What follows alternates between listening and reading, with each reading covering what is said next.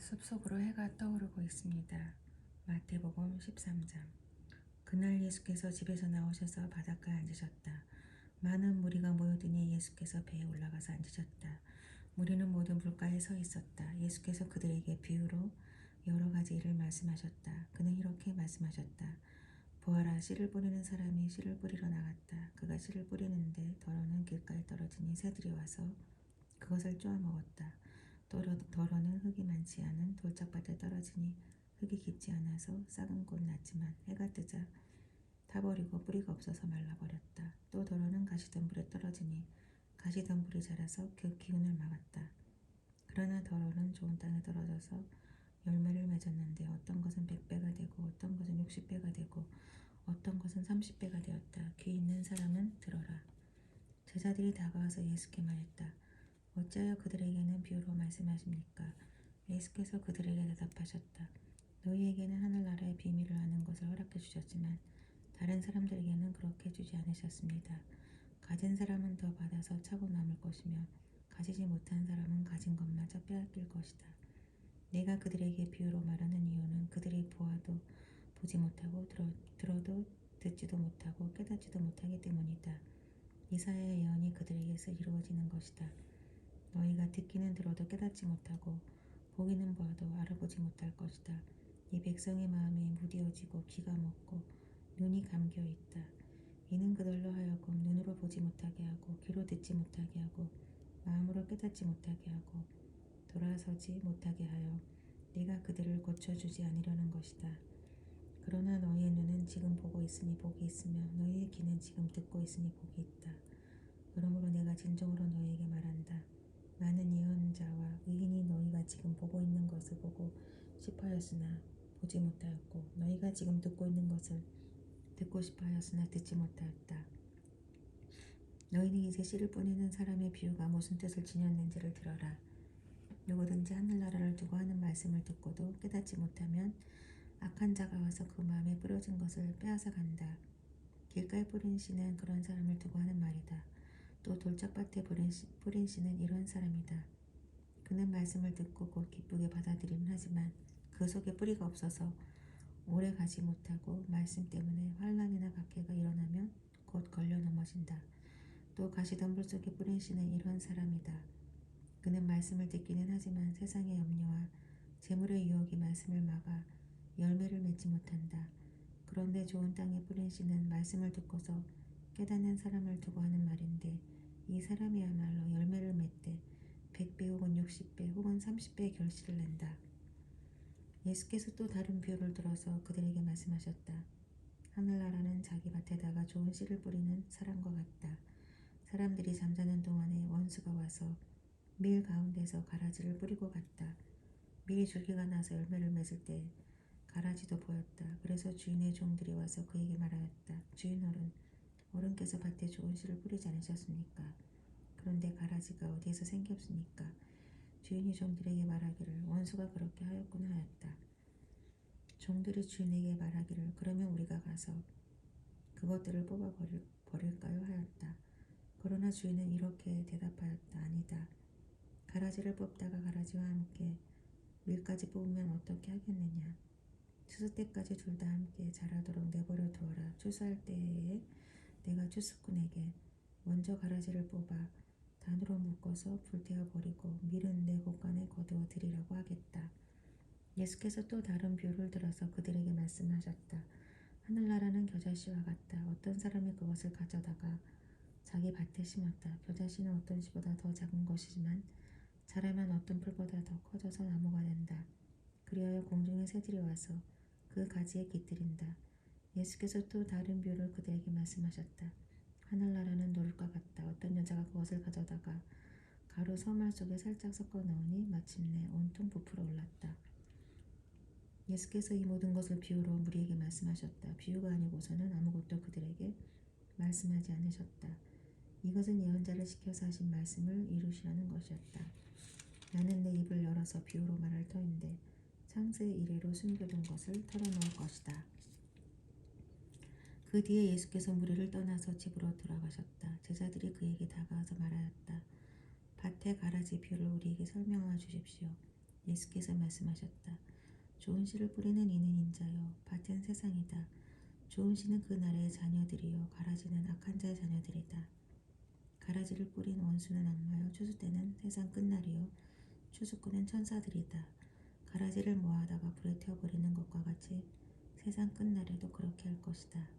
인자가 천사들을 보낼 터인데 그들은 죄짓게 하는 모든 일들과 불법을 행하는 모든 사람들을 자기 나라에서 모조리 끌어모아다가 불과 아궁이에 쳐넣을 것이다. 그러면 그들은 거기서 울며 이를 갈 것이다. 그때 의인들은 그들의 아버지의 나라에서 해와 같이 빛날 것이다. 귀 있는 사람은 들어라. 하늘나라는 밭에 숨겨놓은 보물과 같다. 어떤 사람이 그것을 발견하면 제자리에 숨겨두고 기뻐하며 집에 돌아가서는 가진 것을 다 팔아서 그 밭을 산다. 또 하늘나라는 좋은 진주를 구하는 상인과 같다.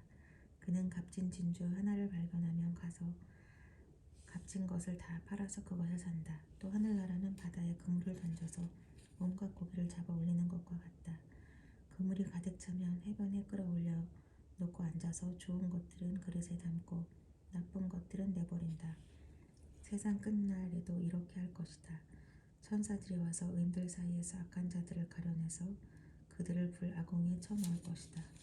그들은 거기서 울며 이를 갈 것이다.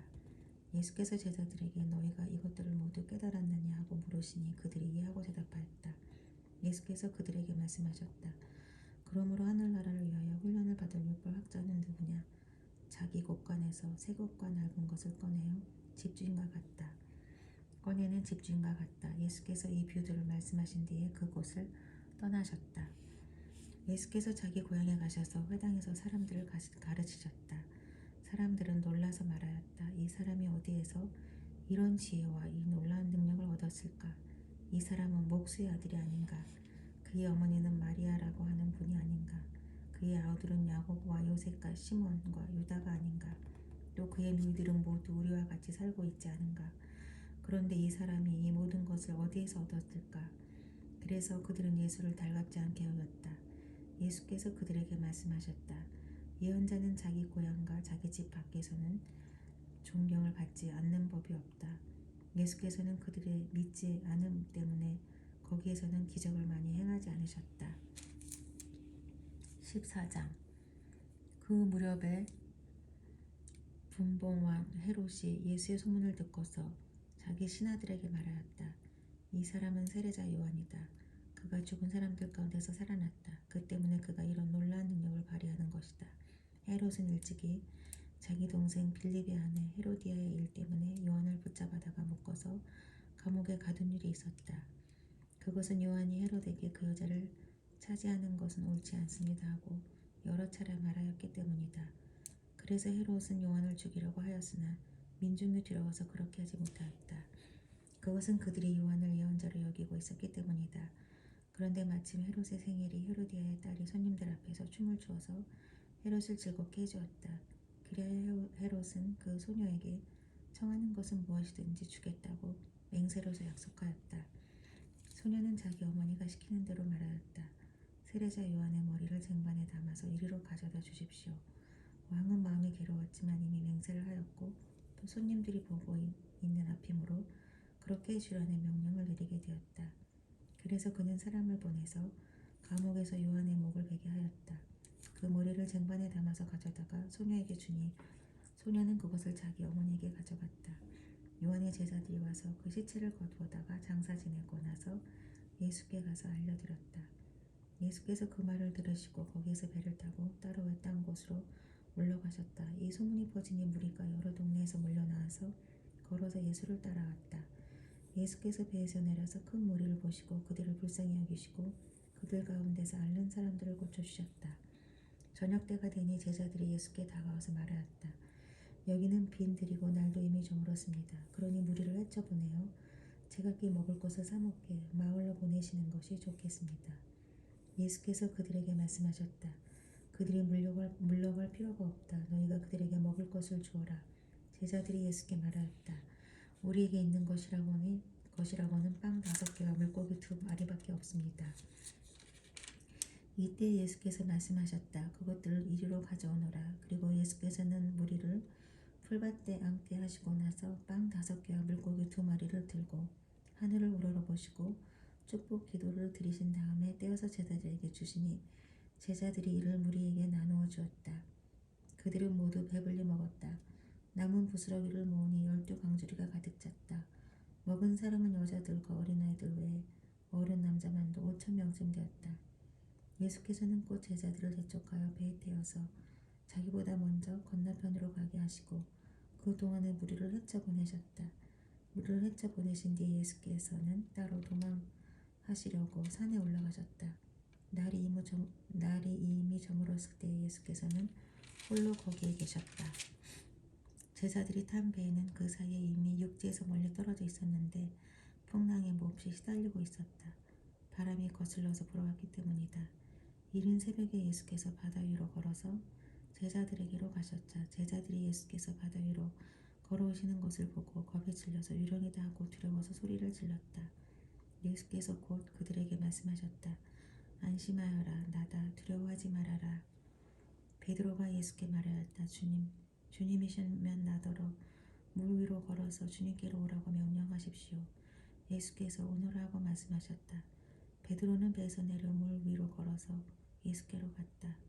그러나 베드로는 거센 바람이 불어오는 것을 보고 무서움에 사로잡혀서 물에 빠져 들어가게 되었다. 그때 그는 주님 살려주십시오 하고 외쳤다. 예수께서 곧 손을 내밀어서 그를 붙잡고 말씀하셨다. 믿음이 적은 사람아, 왜 의심하였느냐. 그리고 그들이 함께 배에 오르니 바람이 그쳤다. 배 안에 있던 사람들은 그에게 무릎을 꿇고 말하였다. 선생님은 참으로 하나님의 아들이십니다. 그들은 바다를 건너와서 게네사렛 땅에 이르렀다. 그곳 사람들이 예수를 알아보고 주위의 온 지방으로 사람을 보내어 병자를 모두 그에게 데려왔다. 그들은 예수께 그의 옷술만이라도 손을 대게 해달라고 간청하였다. 그리고 손을 댄 사람은 모두 나았다.